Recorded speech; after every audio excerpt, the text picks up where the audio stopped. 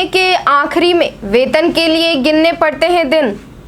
महीने से पहले सैलरी हो जाती है खत्म। सैलरी और सेविंग्स के बीच नहीं बिठा पा रहे तालमेल।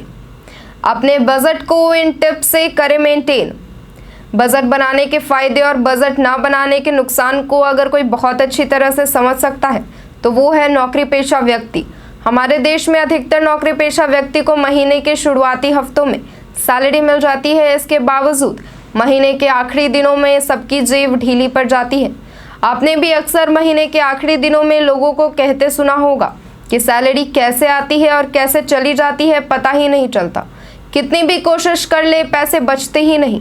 लगभग हर एक नौकरी पेशा व्यक्ति की यही समस्या होती है। हालांकि अगर ऐसा एक आध बार होता है तो उसे फाइनेंशियल डिसबैलेंस कह सकते हैं, लेकिन ऐसा बार बार हो रहा है तो इस पर गौर करने की ज़रूरत है। ये भी सच है कि जैसे ही सैलरी मिलती है हम एकदम शान से रहते हैं और धड़ल्ले से शॉपिंग्स करते हैं। लाइफस्टाइल ही कुछ ऐसी हो गई है कि सैलरी जितनी अधिक है पैसे उतने ही कम पड़ रहे हैं। यदि आपको भी महीने के आखिरी दिनों में ऐसी समस्याएं आ रही हैं तो उससे बचने के लिए आपको सबसे पहले बजट तैयार करना चाहिए। बजट बनाने के जितने लाभ गिनवाए जाए उतने कम हैं। बजट बनाना आर्थिक दृष्टि से देखा जाए तो बेहद ज़रूरी है। इससे आपको होने वाले खर्च का एक स्पष्ट लक्ष्य मिलता है। सैलरी और खर्च के बीच बजट एक संतुलन स्थापित करता है, क्योंकि ये बात सच है कि कई बार आपकी कम आय नहीं बल्कि अधिक खर्च आपको कर्जों में डुबा देता है।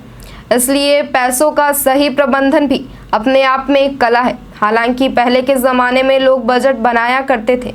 यही वजह है कि छोटी सी कमाई में भी वे अच्छा खासा पैसा भी बचा लिया करते थे।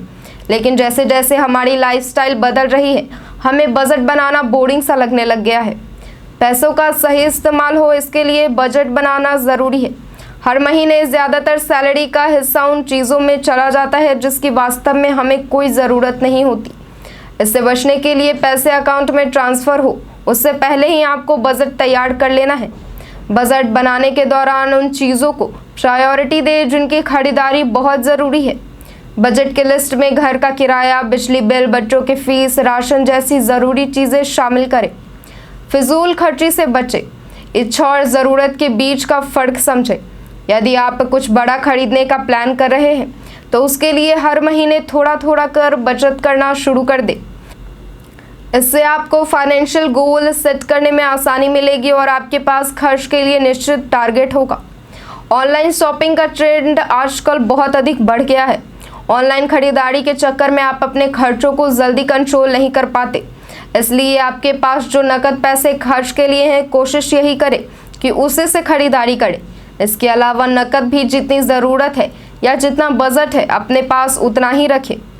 फाइनेंशियल रूल कहता है कि हर किसी को अपने कमाई का 20% हिस्सा सेव करना चाहिए। इसलिए सैलरी क्रेडिट होते के साथ ही सेविंग के पैसे अलग कर दें। उसके बाद बाकी बची हुई रकम के हिसाब से ही बजट तैयार करें। ब्रांडेड कपड़े, गैजेट्स, पार्टीज़ वगैरह के जो शो ऑफ वाले खर्चे हैं उन्हें कम करने का प्रयास करें। महीने में 1 या 2 बार आउटिंग की जा सकती है। आए दिन बाहर आउटिंग करना, बाहर का खाना न सिर्फ आपका बजट बल्कि आपकी सेहत भी बिगाड़ सकता है। इन छोटी छोटी बातों का ध्यान रखकर आप बड़े खर्च होने से रोक सकते हैं। आज के वीडियो में बस इतना ही। धन्यवाद।